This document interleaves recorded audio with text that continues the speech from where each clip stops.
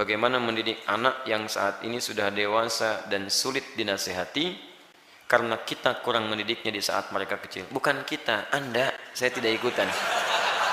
Ya, saya sudah punya istri, punya anak, mungkin Anda yang tidak tepat. Apakah kalau anak-anak kita, anak Anda sudah menikah, saya juga masih mempunyai tanggung jawab untuk mendidiknya? Dua pertanyaan.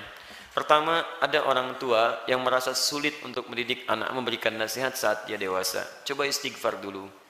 Mungkin selama ini Anda yang kurang perhatian kepada anak. Saya pernah sampaikan kisah Nabi Ibrahim.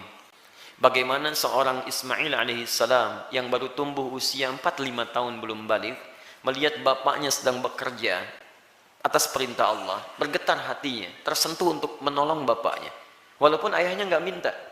Quran surah kedua Al-Baqarah ayat 127. Posisi paling kiri sebelah atas. Wa idh yarfa'u Ibrahimul qawa'ida minal baiti wa Ismail. Perhatikan, saya ajarkan sedikit bahasa Arab. Dalam uslub bahasa Arab, ungkapan bahasa Arab, kalau ada dua subjek mengerjakan satu pekerjaan, subjeknya disebutkan langsung di depan. Maka ini menunjukkan porsi pekerjaannya sama, sebanding. Tapi kalau ada satu disebutkan di depan, yang kedua diakhirkan, ini menunjukkan bahwa yang kedua ini sekedar membantu yang pertama saja. Tidak sebanding porsinya. Paham sampai sini? Sekarang perhatikan baik-baik. Wa idh yarfa'u Ibrahimul qawa'id. Ibrahim disebutkan. Dan ingatlah ketika Ibrahim diperintahkan oleh Allah meninggikan kembali bangunan Ka'bah yang sempat terkena banjir di masa Nabi Nuh alaihissalam. Wa Ismail dan Ismail. Ismailnya diakhirkan. Padahal Allah bisa berfirman begini misalnya di luar Quran. Wa idh yarfa'u Ibrahimu wa Ismailul qawa'id. Kalau Ibrahim dan Ismail dua-duanya seimbang. Tapi ini Ibrahim, qawa'id, baru Ismail. Ini menunjukkan Ismail ingin membantu bapaknya. Tahukah Anda, saat ayat itu disampaikan kisah kepada kita, ingin mengisahkan bagaimana seorang Ibrahim alaihissalam menerima tugas meninggikan bangunan Ka'bah, dikerjakan dengan segera. Tapak pertamanya disebut dengan maqam. Sampai sekarang tapak itu dikenal dengan maqam Ibrahim. Saat akan membangunnya, kadarullah meninggikannya, kadarullah anaknya datang, melihat bapaknya bekerja, dia ingin menolongnya. Perhatikan, bukan dinasehati, bukan diminta, tapi anak tergerak untuk menolong bapaknya. Datang anaknya bawa batu. Batu bahasa Arabnya disebut dengan hajar. Kalau disusun-susun menjadi hijr. Kalau jadi bangunan disebut hujrah. Kalau jadi ruangan kamar-kamar disebut dengan hujurat. Maka dia mulai membantu bapaknya. Kalau bahasa kita, boleh nggak saya bantu? Dia bawa hajar, dia susun-susun. Begitu dia susun jadi bagian dari Ka'bah. Sampai sekarang disebut dengan hijr Ismail. Hijr Ismail itu area dalam Ka'bah. Dan kalau kita sholat di dalamnya, itu termasuk sholat di dalam Ka'bah. Di dulu pada zamannya awal-awal masa Quraisy terjadi kebakaran, menimpa kemudian Ka'bah, ada kerusakan, mereka ingin memperbaiki. Cuman mereka tidak mau mengumpulkan harta yang tidak jelas. Akhirnya orang jahiliyah berusaha mengumpulkan harta yang paling halal. Tuh, orang jahiliyah bangun Ka'bah aja cari yang paling halal. Anda bisa bayangkan. Jadi mereka kumpulkan dan ternyata nggak cukup. Karena nggak cukup, kemudian area Hijr Ismail ini ya tidak tercukupi untuk kemudian dibangun pada area-area yang tertutup dengan area Ka'bah. Maka dibiarkanlah terbuka, sampai sekarang dipelihara keterbukaan itu, dan hikmahnya adalah Allah memberi kesempatan bagi orang yang ingin sholat di dalam Ka'bah. Bayangkan kalau tidak ada area itu, semua orang ingin semangat masuk, antrian macam-macam, tapi Allah berikan keluangan pada kita dengan area seputaran ini. Paham? Tapi intinya, ada sentuhan dari anak, melihat bapak bekerja, dia ingin membantu. Kisah keduanya, dahsyat lebih dahsyat. Quran surah 37 ayat 102. Begitu dia mulai dewasa, falamma balagha ma'ahu sa'ya, sudah mulai nalarnya matang, apa yang terjadi? Bapaknya melihat dalam mimpi, inni ara fil manami anni adbahuka. Papa lihat nak, dalam mimpi papa menyembelih kamu. Fanzur madza tara. Ini kisahnya. Berbagi bapak dengan anak. Lihat, berbagi, tukar, bagi pikiran. Bagaimana pendapat Ananda? Pendapat Ananda bagus, garis bawahi. Bagaimana pendapat Ananda? Anda tahu bahwa mimpi Nabi dan Rasul itu pasti wahyu. Dan kalau sifatnya wahyu harus segera dilakukan. Ibrahim bisa mengatakan begini, nah siap-siap ya, kemana Pak? Sembelih. Masya Allah, mudah. Tapi kenapa tidak dikerjakan? Ada hikmah di situ. Nanti saya di belakang saya sampaikan hikmahnya. Yang paling menarik, apa jawaban anak? Anaknya bukan protes, bukan marah, tapi meyakinkan dan menguatkan ayahandanya. Lihat kalimatnya, ya abati, panggilannya abati. Ketika anak dipanggil bunai dengan panggilan sayang, maka anak membalas dengan kalimat abati. Saya pernah sampaikan, ada abi, ada buya, ada abati, itu beda. Kalau abi itu panggilan hormat. Kalau buya, panggilan sayang. Bisa sayang kepada ayah secara biologis, atau sayang kepada ilmu yang dimiliki seseorang. Saya memanggil Buya Hamka rahimahullah. Beliau bukan ayah saya, tapi saya menyayangi keilmuan yang melekat pada beliau. Paham? Kalau Anda ingin menggabungkan antara abi dengan Buya, maka gabungannya disebut dengan abati. Itu panggilan hormat dan sayang.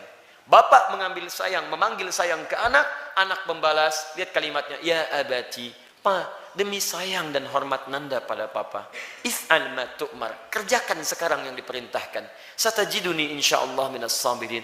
Ayah pasti dapati saya seorang yang sabar. Teman-teman sekalian, maaf ya, kebanyakan orang taunya cuma diganti dengan sembelihan yang besar, sampai ayat 109 di surah As-Saffat surah 37 itu. Tidak banyak orang tahu ada peristiwa yang begitu menyentuh di balik proses penyembelihan itu, sehingga diganti dengan kibas yang luar biasa itu. Buka kitabnya Al-Akhlaq lil Banin, karya Ustaz Omar Ahmad Baraja, jilid yang kedua, warnanya biru, halaman 25, posisi paling kanan di sebelah bawah. Teman-teman sekalian, ada 3 peristiwa besar terjadi saat akan disembelih itu. Ketika Ismail mulai diikat, ikatan mulai terasa longgar. Kata Ismail, duhai ayahanda, tolong kencangkan ikatan ini, supaya nanti saat saya akan disembelih, tidak merontak saya, dan tidak membuat ayah iba, dan tidak jadi menyembelih saya. Lihat, supaya ayahnya sempurna menyempurnakan tugas. Kedua, duhai ayahanda, mohon tajamkan pisau itu. Tajamkan. Yang dengan pisau yang tajam akan mempercepat proses penyembelihan itu dan mengurangi sakit yang saya rasakan. 2 hal ini menjadi sunnah sampai sekarang. Dengan ikatan yang baik, dengan tajamnya pisau kurban saat ini menjadi sunnah. 2 itu dikerjakan. 3, ini yang hebat.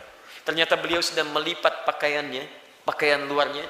Lihat beliau katakan, duhai ayahanda, mohon titip pakaian ini kepada satu-satunya ibunda yang sangat saya sayangi. Sampaikan salamku kepadanya. Ismail alaihissalam. Ketika itu dikerjakan, tiba-tiba turun kemudian wahyu, qad saddaqta ru'ya, engkau telah benarkan mimpi itu. Maka tidak ada korban pada saat itu, yang ada korban.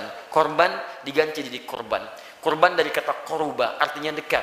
Ditambah alif nun, korban yang sangat dekat kepada Allah subhanahu wa ta'ala. Mereka berdua saking dekatnya dengan Allah, mimpi saja diamalkan. Ada orang yang pengen dekat dengan Allah, di dunianya tadi perintahkan, gak dikerjakan. Orang mimpi dikerjakan. Ini gak dengar azan dipanggil sholat, gak datang-datang. Cita-cita surga Firdaus bersama Nabi tanpa hisab. Keterlaluan itu kan. Nah teman-teman yang paling menarik, kenapa Ismail punya rasa demikian dalam pada papahnya? Lihat, Nabi Ibrahim ketika kemudian Ismail dilahirkan, kemudian turun wahyu supaya dipisahkan dengan ayahandanya, ibu, anak, ayah, pisah. Kemana? Beliau di Palestina, anak di Mekah dengan ibunya. Quran surah 14 ayat 37. Biwadin ghairi dzi zar'in 'inda baitikal muharram. Ditinggalkan di satu tempat yang tandus tumbuhan gak ada. Lihat baik-baik ya. Saya percepat langsung. Ini Ismail dengan ibundanya, ini Ibrahim. Di balik jarak yang jauh, Nabi, Rasul punya tugas mencari nafkah, punya macam-macam, tapi beliau masih menyempatkan waktu untuk menengok perkembangan anaknya. Tengok siapa yang merawatnya, bagaimana pertumbuhannya, bagaimana asinya, bagaimana pertumbuhan kampungnya. Dari Palestina ke Mekah, itu kalau pakai bis, 1 hari 2 malam. Tengok, makanya disebut Ibrahim, sang penyeberang. Makanya disebut Ibrahim, diambil dari serapan bahasa Arab Abun Rahim. Yang paling hebat, kenapa itu bisa terjadi dan bagaimana feedbacknya kepada kita semua, kita lanjutkan setelah menunaikan salat Isya berjamaah. Kita coba lanjutkan, pemirsa dimanapun Anda berada. Kesulitan nasihat yang diterima oleh anak terkadang bukan karena anak itu tidak mau mendengar nasihat orang tuanya, tapi seringkali diakibatkan karena orang tua tidak memiliki perhatian yang cukup kepada anak sebelumnya. Perhatikanlah bagaimana Nabi Ibrahim, seorang nabi, seorang rasul, seorang ayah yang dengan segala kesibukannya itu masih memberikan waktu yang luang untuk bermain, mengamati dan hadir dalam keadaan dan permainan anak-anaknya. Sehingga apa yang terjadi? Walaupun tinggal beliau di Palestina, anaknya berada di Mekah, itu masih tetap bisa mengontrol, Pak. Beliau melihat bagaimana lingkungannya, perkembangannya, mainnya, tentang asiknya, tentang kisahnya. Sehingga ketika orang tua hadir dalam dunia anak, anak tidak merasa kehilangan dengannya. Itu yang dimaksudkan di Quran surah ke-31 ayat 13 sampai ayat 19 itu. Ada 4 pendidikan dini yang harus ditanamkan pada anak sejak awal, sehingga anak itu akan mudah nanti mendekat kepada Allah, dekat dengan orang tua, dan bergaul balik dengan lingkungannya. Ayat 13-nya pengajaran tentang tauhid, ayat 14 sampai 15 mengajarkan tentang bagaimana pendekatan anak dengan kedua orang tuanya, ayat selanjutnya mengajarkan tentang bagaimana pendidikan sholat ditanamkan sejak dini, dan yang keempat tentang akhlak supaya dia dekat dengan lingkungannya. Nah, ini kadang-kadang yang kita lupa. Mohon maaf, kita itu bukan nabi, rasul juga bukan, surganya tidak sedekat Nabi Ibrahim. Maaf, gelar kita bukan Khalilullah, bukan Abul Anbiya. Sesibuk apa sih? Kadang-kadang pekerjaan berangkat gelap, pulang gelap, anak tidak bisa terlihat dengan baik. Ini barangkali yang menyebabkan anak-anak kadang ingin mencari perhatian, bukan karena nakal, tapi mungkin karena orang tuanya tidak hadir dalam dunianya. Yang jadi persoalan. Saya mohon Bapak Ibu sekalian, kita sudah punya pengalaman yang sama. Ya, setiap Anda pulang ke rumah, anak kan tidak akan menyebut dengan profesi Anda. Anda jadi direktur di kantor, tapi di rumah anak Anda itu mengharapkan ayah, bukan direktur. Pernah Anda pulang disambut oleh anak, Pak Direktur, Masya Allah, hebat kalau begitu Anda. Saya selama ini pulang ke rumah, anak kami masih kecil-kecil. Sejak dia usia 3 tahun, anak yang pertama, itu menanti depan rumah. Gak pernah saya pulang sampai ke rumah dibuka, sampai hari ini dengan adiknya. Kalau menyambut kami, datang dia berdua, tidak pernah memanggil sampai hari ini, Ustadz, tidak. Ternyata mereka menunggu ayahnya gitu. Satu kejadian, karena tahu saya sering kali pulang malam, dia siangnya tidur. Banyak dia tidur, supaya tunggu malam saya datang. Ternyata kadang ingin menampilkan sesuatu, ingin menyampaikan pesan tertentu. Kadang ingin menyampaikan pesan bahwa saya sudah menghafal surat 8 jam tunggu-tunggu itu. Antum juga begitu. Anak antum mungkin menyiapkan karya macam-macam, cuman ketika pulang, beban pekerjaan Anda yang di luar itu kadang dibawa ke rumah, itu yang membuat kita tidak adil. Itu yang repot. Kadang-kadang masalah di kantor dibawa ke rumah. Nyampe ke rumah anak sudah menunggu, sudah menyusun senyum sebaik mungkin, ketika dibuka ayahnya cemberut. Papa, diam kamu. Hah? Kenapa mas? Kamu lagi ikut-ikutan. Ikut apa? Ya, jadi nggak nyaman situasinya. Begitu saya datang tiba-tiba, Buya, main bola yuk. Ah, main bola tuh. Main kita apa malam? Itu yang menarik. Sampai besoknya diceritakan sama bundanya, Buya itu capek kak, tunggu dulu ya. Pijitin dulu, bobok sebentar, baru main. Besoknya ditunggu, Masya Allah, di depan pintu. Buya, capek ya? Masya Allah. Ayo sini bobok, kakak pijitin. Pijitin pak. Bobok dulu, bobok merem, katanya merem. Begitu merem kita, baru semenit. Ya bangun, main bola yuk. Masya Allah. Tapi itu tuh susah didapatkan lagi ketika dia dewasa. Jadi kalau Anda nggak dapat sekarang, besok Anda tidak akan bisa meraihnya. Karena itulah orang tua seperti Ibrahim alaihissalam memberikan perhatian yang dalam. Anak itu punya rasa. Jangankan mendengar nasihat bapak ibu, ya nyawa saja mau diserahkan kok. Bapak cuma mimpi melihat kamu begini. Kak, kerjakan sekarang pak. Coba antum tes pulang dari sini. Bapak tadi ikut kajian Quran Sunnah Solution.